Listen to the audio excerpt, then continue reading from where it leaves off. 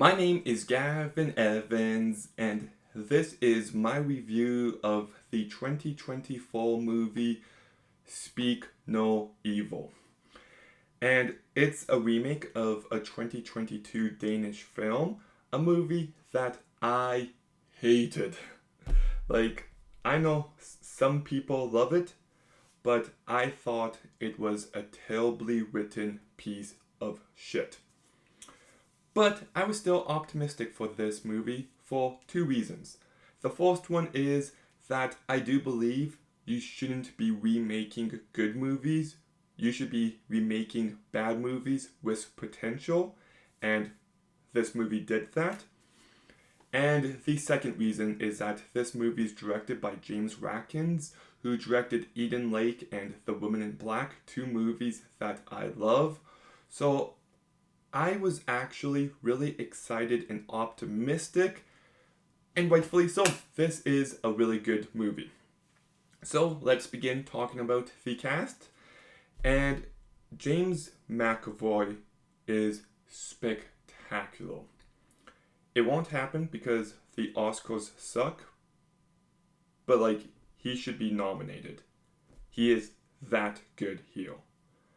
He can be very charming and likable one moment, and then the next, he's just completely unhinged, and then the next, he's very uncomfortable, and he just does all of this so incredibly well. It is a fantastic performance. It really is.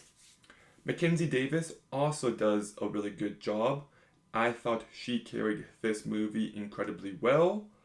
Aisling Francois, who I believe was in Stop Motion and The Nightingale, but this is her most impressive performance. She's able to match the craziness of James McAvoy, and she can be every bit as unhinged and as uncomfortable as him. Really impressive work. Scoot McNairy plays this weak, pathetic man, and it's intentional, and I thought he did so in a very convincing manner, and he does a really good job.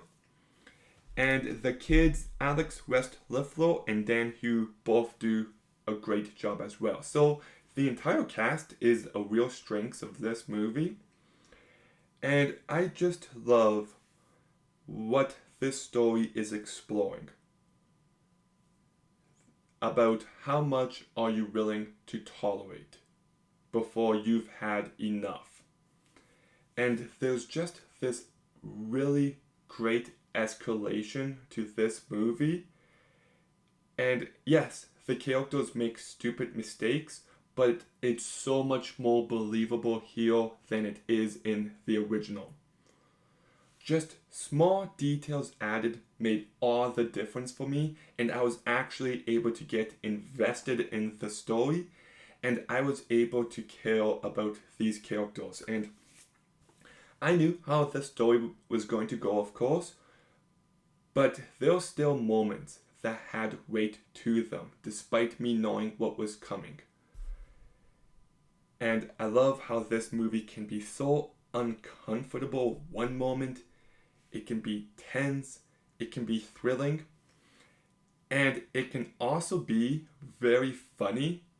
No joke, this is one of the funniest movies of the year, and it's able to do all of that so perfectly. Tonally, this movie is just so well directed by James Ratkins, and I just got so much from it.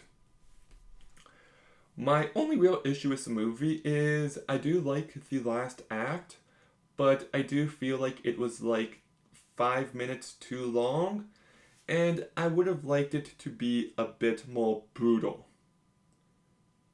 And I don't want to say too much, but I wish maybe the last act did a little bit more. And I'll leave it at that. So I don't think the movie ends on its best note, but this is still a very entertaining movie that has lots to offer. It's well written, it's well directed, It's tense, thrilling, uncomfortable, funny. Like, it's really just a fun movie to watch, and I really, really liked it. So I'm giving Speak No Evil a 7.5 out of 10. So, yes, I definitely prefer this one over the original, and it's not even close. But Speak No Evil, have you seen it?